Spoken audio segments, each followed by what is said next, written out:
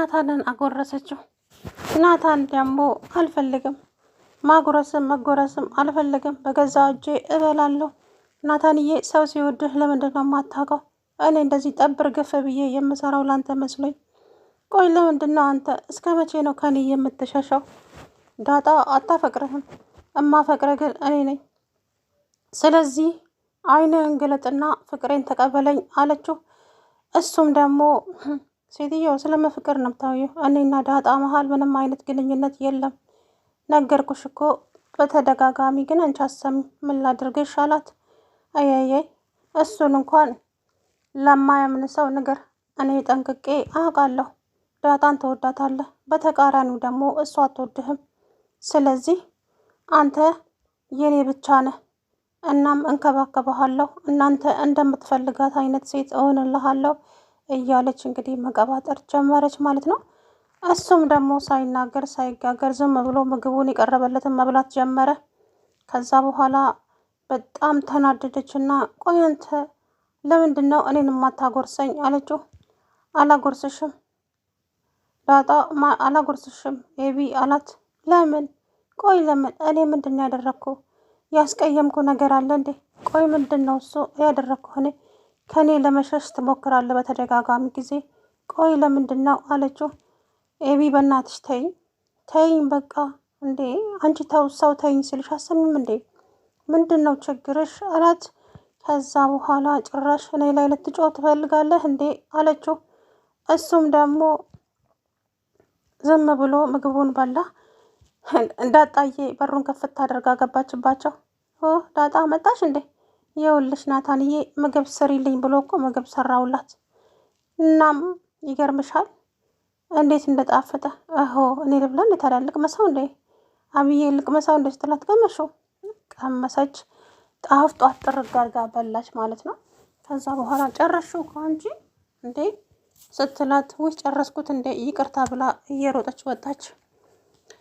ሰላምዬ እንግዲህ ዛሬ በውስጧ ያመቀችውን ጉዳ ወጣች ማለት ነው። እዚህ ቤት ለዘመናት ስናፍቀውና ስጠብቀው የነበረውን ነገር አታውቅም? አቶ ደረጀ አላውቅም። ምን ነበር የምትጠብቂው? አታውቅም? አዎ ልጄ የታለች? ልጄ የት ነው ያለችው አለችው ማለት ነው። እንግዲህ አፋጠጠችው። እሱም በጣም ደነገጠና እንባውን ረብ አደረገ። በአጋጣሚ ወይዘሪት ማርታ ደግሞ ከዛ ተደብቃ እየሰማቻቸው ነበረ ጉዳቸውን። አሁን ከባድ ችግር ሊፈጠር ነው። መጀመሪያውኑ ቀደም ብሎ ማርቲ ሰላምን ለምን ለብቻዋ ቤት ተከራይተን አናስቀምጣትም? በቃ እዚህ እኮ ይደክማታል። በዛ ላይ ደግሞ የልጇን አባት አላስተዋውቅም ብላለች። እኛም ደግሞ ከዚህ የበለጠ ልናስገድዳት አይገባም። ስለዚህ ማርቲ ቤት እንከራይላትና ለብቻዋ ትኑር። ቆይ ምን ማለት ነው? አንድ ሴት ያለ አንድ ሰው ብቻዋን መኖር የምትችለው? እሷ ነገ ጠዋትን የሚጸጽታትን ነገር አታውቅም ብለህ ነው እንዴ? ነገ እኮ የተወለደው ልጅም ይወቅሳታል።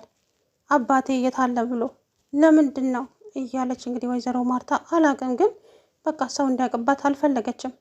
እኛም እንተዋት በቃ። በፍጹም እንደዛ ማድረግ አልችልም፣ ግን ደግሞ በምችለው ነገር ሁሉ እተባበራታለሁ እንጂ ከዚህ ቤት አትወጣም። የባሏን ካስተዋወቀችን በኋላ ነው ከዚህ ቤት መውጣት የምትችለው። ኧረ እረፋለች እላችኋለሁ። ወይዘሮ ማርታ ቆርጣለች። እሷም ደግሞ ከዛ እውነቱ ይነገረኝና ልጄ የት ነው ያለችው? አቶ ደረጀ እስከ ዛሬም እዚህ ቤት አምቄ በሽታዬን መመሜን የሚኖርኩት ልጄን ዛሬ ነገ ታመጣልኛለህ ብዬ ነው። አንተ ግን ዝም ብለሃል። ከዚህ በኋላ ግን ዝም ምን ይመስልሃል እንዴ ብላ ሰውየው ረጨዋችበት። እሱም በጣም ደነገጠ። እንግዲህ ልጇ ዳጣ ናት። አሁን በቀጣይ ቪዲዮ ልጅሽ አለች ዳጣ ናት በሕይወት አለች ነው የሚላት ብዬ አስባለሁ። እውነት ለመናገር እንግዲህ ነብር ነው የሆነችው። እሷ በጣም ነው የተናደደችው ማለት ነው። በዚሁ ከቀጠለ ሌላ ችግር ስለሚፈጠር አሁን ቶሎ ብሎ እውነታውን ይናገራል ብዬ አስባለሁ ማለት ነው። እንግዲህ ወይዘሪት ሰላም አልናገርም ብላለች። አሁን ከማን እንዳረገዘች አልፈልግም፣ አልናገርም። ልጄ አባቷን እንድታውቅ አልፈልግም። ስለዚህ ዝም ነው ማለት የምፈልገው አለችው። ቆይ ለምን ሰላም ልጅሽ አታሳዝንሽም እንዴ? አባቷን አንቺ እያወቅሽ አላሳውቅሽም የምትይው ለምን ስትለው እሱ እኔን ነው የሚመለከተው። ማሳወቅ አልፈልግም አለችውና ተቆጣች። ሰላም ውድና የተከበራችሁ የመርሳ ሚዲያ ቤተሰቦች እንዴት ናችሁ? አለሁ ደህና ነኝ። እንግዲህ ሰላምና አቢጌል ዛሬ ግብ ፈጠሩ ማለት ነው። የልጅሽን አባት ማስተዋወቅ አለብሽ፣ አለበለዛ ግን እንደዚሁ አልለቅሽም። ዝም ማለትም አልፈልግም። ግዴታ የልጅሽ አባት ማን ነው? ቆይ አንቺ ምን ቁርጥ አደረገሽ? ምንድን ነው እንደዚህ ያቃጠለሽ የከነከነሽ? የልጄን አባት ለማወቅ ካላስተዋወቁስ? እኔ አባዬ ወይ ደግሞ እማዬ አይደለሁም። እሺ፣ ስለዚህ ሁሉንም ነገር ፈልፍዬ በራሴ ደርስበታለሁ። ወይዘሮ ሰላም ከአቢጌል ምንም ነገር የማመልጥ ነገር ስለሌለ እንደው አትልፊ አለቻት። እሷም እንግዲህ እንደፈለግሽ ማሰብም እንደፈለግሽ መናገርም ትችያለሽ፣ ግን እኔ የልጄን አባት አላስተዋውቅሽም። ምን እንደምትሆኚ አይሻለው አለቻት። ታይ ብታስተዋውቂ ነው የምሻልሽ። አላስተዋውቅሽም። እስቲ የሚፈጠረውን ነገር አብረን የምናየው ይሆናል። እኔና አንቺ እንዴ አላበዛሽውም እንዴ? በጣም አበዛሹ እኮ አሁንስ አለቻት። ከዛም ሰላም እመኝኝ፣ እኔ ላሰብኩትና ላቀድኩት ነገር ወደ ኋላ ማለት አልወድም። ለእያንዳንዱ ነገር እንደምንም ብዬ እደርስበታለሁ አለቻት። የራስሽ ጉዳይ ባክሽ፣ እኔ ስራ አለብኝ። ስራ ፈት ብላ ጥላት ሄደች። እንግዲህ አቢጌል እውነታው ላይ ትደርሳለች። አሁን ማርታና ማነው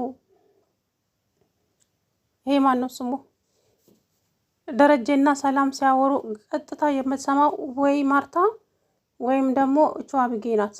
እመኑኝ ማለት ነው።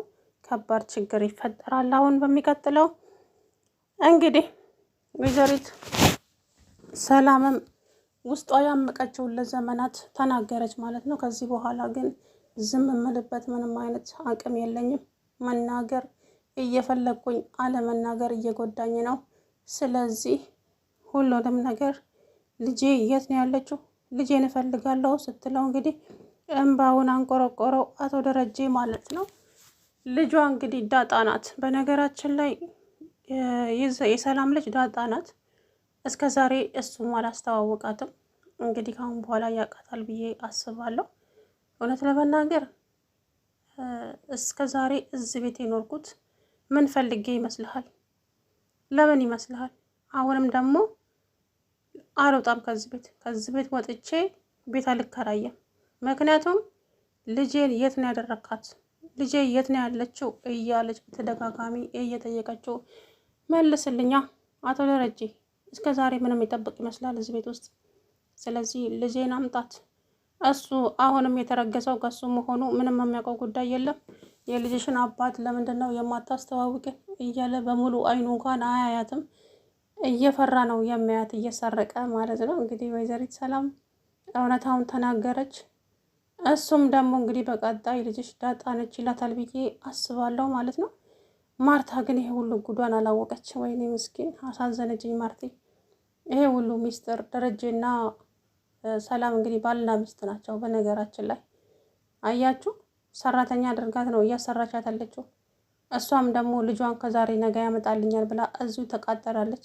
ጭራሽ ሌላ ልጅ ከኋላ ይዛላት መጣች። እንግዲህ አሁን የተረገዘውም ልጅ ከደረጀ መሆኑን ካወቀች እንግዲህ ቀጥታ የሚፈጠረው ነገር ከባድ ነው የሚሆነው ለዚች ለሰላም ማለት ነው። ሴትዮዋ መንቀራም የሆን ወረውራ ታወጣታለች ከቤት እና ሰላምዬ እና አቶ ደረጀ እንግዲህ ተፋጠዋል። መጨረሻቸው ምን እንደሆነም ባላውቅም ከባድ